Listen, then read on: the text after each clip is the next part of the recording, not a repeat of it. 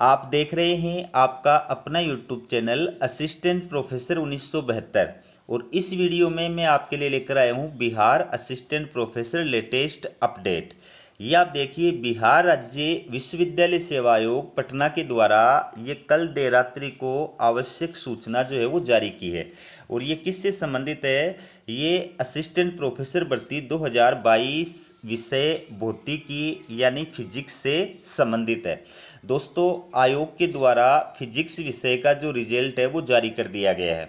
आपको बता दूं कि इसके अंदर विभिन्न कैटेगरी वाइज कुल जो है 300 पद थे। और इन 300 पदों के लिए जो अभ्यर्थियों के साक्षात्कार आयोग के द्वारा आयोजित किए गए थे वो 24 सितंबर से 27 सितंबर 2024 तक आयोजित किए गए थे। ठीक है, तो 27 तारीख को इनके इंटरव्यू जो है वो कंप्लीट हुए थे और आज यानी 30 सितंबर को इनका रिजल्ट जो है वो जारी कर दिया गया है। तो इसमें आपको बता दूं कि ये जो रिजल्ट जारी किया गया है ये साक्षात्कार में सम्मिलित अभ्यर्थियों के अकादमिक अंक या शैक्षणिक परिलब्धियों एवं साक्षात्कार में प्राप्त अंकों के योग के आधार पर जारी किया गया है। ठीक है ना, यानी अभ्यर्थियों के एपीआई स्कोर प्लस इंटरव्यू के मार्क्स के आधार पर ये रिजल्ट जो है वो जारी किया गया है। ठीक है, तो सबसे पहले तो आप देखिए फिजिक्स विषय की कट ऑफ मार्क्स। ये यूआर यानी अनारक्षित कैटेगरी की जो कट ऑफ मार्क्स है वो 93 रही है। ठीक है, और ये महिलाओं की यूआर कैटेगरी की कट ऑफ मार्क्स रही है 87। ईडब्ल्यूएस के अंदर 83.4 कट ऑफ मार्क्स रही है। और ईडब्ल्यूएस महिला की जो कट ऑफ मार्क्स है वो 74 रही है। बीसी कैटेगरी के अंदर 82 कट ऑफ मार्क्स रही है। और बीसी कैटेगरी के अंदर महिला की जो कट ऑफ मार्क्स है वो 78.85 रही है। ठीक है, इसके बाद देखिए ईबीसी कैटेगरी के अंदर 44 जो है वो कट ऑफ मार्क्स रही है। तो इसमें क्या कहा है कि सुयोग्य अभ्यर्थियों की अनुपलब्धता के कारण 13 पद रिक्त रह गए हैं, यानी योग्य अभ्यर्थी इसके अंदर उपलब्ध नहीं थे, उसकी वजह से 13 पद इसके अंदर रिक्त रह गए हैं। और ईबीसी कैटेगरी के अंदर महिला की 44 रही है। एससी के अंदर जो कट ऑफ मार्क्स है वो 50 रही है। तो इसके अंदर भी सुयोग्य अभ्यर्थी जो थे वो उपलब्ध नहीं थे, इस वजह से 55 पद जो है वो रिक्त रह गए हैं। ठीक है, एससी के अंदर जो फीमेल है, महिला है, उसकी कट ऑफ मार्क्स 50 रही है। एसटी के अंदर कट ऑफ मार्क्स 43 रही है। तो इसके अंदर भी सुयोग्य अभ्यर्थी उपलब्ध नहीं थे, उस वजह से 5 पद जो है वो रिक्त रह गए हैं। डब्ल्यूबीसी कैटेगरी के अंदर कट ऑफ मार्क्स 53 रही है, इसके अंदर भी सुयोग्य अभ्यर्थी उपलब्ध नहीं थे, इस वजह से कट ऑफ मार्क्स कितने पद खाली रह गए हैं? 4 पद जो है वो खाली रह गए हैं। ठीक है, इसके बाद में ये जो है वीआई, इसके अंदर भी कट ऑफ मार्क्स 53 रही है, क्योंकि इसमें भी 6 पद खाली रह गए, सॉरी 5 पद खाली रह गए। क्यों? क्योंकि सुयोग्य अभ्यर्थी जो थे वो उपलब्ध नहीं थे। फिर एफएफडी इसके अंदर कट ऑफ मार्क्स 71 रही है। ठीक है, और ये अलग अलग जो है चयनित अभ्यर्थियों की यूनिक आईडी नंबर है। सबसे पहले अनारक्षित कोटि के अंदर चयनित अभ्यर्थियों की सूची, ये अभ्यर्थियों के यूआईडी नंबर हैं, यूनिक आईडी नंबर। तो यूआर कैटेगरी के अंदर ये जो अभ्यर्थी हैं इनको फाइनली उत्तीर्ण घोषित किया गया है। ठीक है, ये आपके सामने स्क्रीन पे सभी अभ्यर्थियों की लिस्ट जो है वो मैं आपको दिखा रहा हूँ। तो जितने भी अभ्यर्थी इस एग्ज़ाम के अंदर उत्तीर्ण हुए हैं, आप सभी को मेरी तरफ से बहुत बहुत बधाई और शुभकामनाएं। आप जीवन के अंदर और अधिक प्रगति करें, ऐसी मेरी ईश्वर से कामना है। ठीक है, अब देखिए आप आर्थिक रूप से कमज़ोर वर्ग यानी ईडब्ल्यूएस कैटेगरी के अंदर चयनित जो अभ्यर्थी हैं उनकी सूची, ये उनके अभ्यर्थियों के यूनिक आईडी नंबर हैं। तो इन अभ्यर्थियों का ईडब्ल्यूएस कैटेगरी के अंदर चयन हुआ है। ठीक है, और इसके बाद में देखिए पिछड़ा वर्ग यानी बीसी कोटि के अंदर चयनित अभ्यर्थियों की सूची, ये उनके यूनिक आईडी नंबर हैं।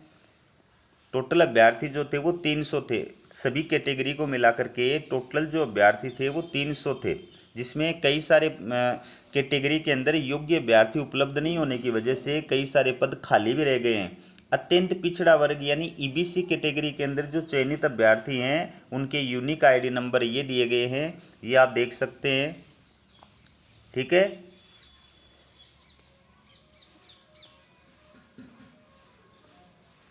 ये देखिए आप। इसके बाद में आप देखिए अनुसूचित जाति यानी एससी के अंदर चयनित अभ्यर्थियों की सूची। तो ये एससी के अभ्यर्थियों की यूनिक आईडी नंबर हैं। इनका अस्थायी रूप से जो है वो सिलेक्शन हुआ है। अभी इनका जो है डॉक्यूमेंट्स वेरिफिकेशन किया जाएगा। अनुसूचित जनजाति यानी एसटी कोटि हेतु चयनित अभ्यर्थियों की सूची, ठीक है। ये अभ्यर्थियों की यूनिक आईडी नंबर है जिन अभ्यर्थियों का इसके अंदर सिलेक्शन हुआ है। इसके बाद में पिछड़े वर्गों की महिला डब्ल्यूबीसी कोटि हेतु चयनित अभ्यर्थियों की सूची। ये अभ्यर्थियों की यूनिक आईडी नंबर दिए गए हैं, ठीक है। और इसके बाद में ये निर्देश दिए गए हैं कि जो चयनित अभ्यर्थी हैं उनको अब आगे क्या करना है। देखिए सबसे पहली बात, उपरोक्त में कोई तकनीकी कारणों से त्रुटि या टंकण त्रुटि या भूलवश हुई किसी त्रुटि के कारण संशोधन हो सकता है। यानी आयोग ये कह रहा है कि इसके अंदर अगर कोई कमी रह गई, त्रुटि हो गई, मानवीय भूल है, संशोधन किया जा सकता है। दूसरी बात, ये दिव्यांग कैटेगरी से संबंधित बात की है, ठीक है, ये आप पढ़ सकते हैं। छठी जो बात है ये महत्वपूर्ण क्या है, साक्षात्कार के समय प्रमाण पत्रों के सत्यापन के क्रम में पिछड़ा वर्ग यानी बीसी कोटि के एक अभ्यर्थी का शिक्षण अनुभव प्रमाण पत्र संदेहास्पद पाया गया है, जिसकी जांच संप्रति प्रक्रियाधीन है। इस कारण पिछड़ा वर्ग बीसी कोटि का एक पद जो है वो क्या रखा गया है, रिक्त रखा गया है। तो ये एक अभ्यर्थी का जो है बीसी कैटेगरी के अंदर पद रिक्त रखा गया है, क्योंकि उसका जो एक्सपीरियंस सर्टिफिकेट है उसके अंदर डाउटफुल मामला है, उसकी जाँच की जा रही है। 7 नंबर का पॉइंट देखिए, चयनित अभ्यर्थियों के विश्वविद्यालय आवंटन संबंधी विस्तृत सूचना अलग से प्रकाशित की जाएगी। तो अब इन अभ्यर्थियों को विश्वविद्यालय का आवंटन किया जाएगा, फिर विश्वविद्यालय जो है वो अपने डिपार्टमेंट या अपने विभागों के अंदर इनको ज्वाइनिंग प्रदान करेगा। तो विश्वविद्यालय के लेवल पर जाकर के इनको क्या करना पड़ेगा, डॉक्यूमेंट्स वेरिफिकेशन कराना पड़ेगा और वहीं उनकी ज्वाइनिंग प्रदान की जाएगी। ये 8वां पॉइंट है कि ये जो अलग अलग रिट याचिकाएं दायर की गई थी या फिर बिहार सरकार के द्वारा जो है एलपीए दायर की गई थी उच्च न्यायालय पटना के अंदर, तो इसके अंदर न्यायालय के द्वारा आदेश दिया गया था 18/4/2024 को। उसके विरुद्ध माननीय सर्वोच्च न्यायालय नई दिल्ली के अंदर एसएलपी दायर की गई थी, ठीक है। उनके अंदर पारित न्यायादेश के फलाफल से सफल अभ्यर्थियों का परिणाम प्रभावित होगा, ठीक है। तो सुप्रीम कोर्ट के अंदर बिहार सरकार के द्वारा या आयोग के द्वारा ये अलग अलग जो है एसएलपी दायर की हुई है, इनके अंदर अभी फाइनल डिसीजन आया नहीं है। तो फाइनल डिसीजन आता है तो उससे ये रिजल्ट जो है वो प्रभावित हो सकता है, ये आयोग ने कहा है। फिर 9वां पॉइंट क्या है, उपयुक्त परीक्षा फल, ये जो रिट याचिकाएं दायर की हुई हैं, ठीक है, एवं अन्य कोई वाद यदि कोई हो में माननीय उच्च न्यायालय पटना द्वारा पारित न्यायादेश के आलोक में सफल अभ्यर्थियों का परिणाम उपर्युक्त याचिकाओं में पारित अंतिम आदेश के फलाफल से आच्छादित होगा। यानी इस भर्ती परीक्षा को लेकर के ये पटना हाई कोर्ट के अंदर अलग अलग अभ्यर्थियों के द्वारा अलग अलग रिट याचिकाएं दायर की हुई हैं। तो इन रिट याचिकाओं पर पटना हाई कोर्ट का भी फाइनल डिसीजन नहीं आया है। अगर फाइनल डिसीजन जो भी आएगा उस डिसीजन से ये जो रिजल्ट है वो प्रभावित हो सकता है, ठीक है। बाकी आप सभी अभ्यर्थियों को मेरी तरफ से बहुत बहुत बधाई और शुभकामनाएं। जिनका सिलेक्शन नहीं हुआ है उनको निराश होने की आवश्यकता नहीं है, वो और जो है प्रयास करते रहे, निश्चित रूप से उनको सफलता प्राप्त होगी।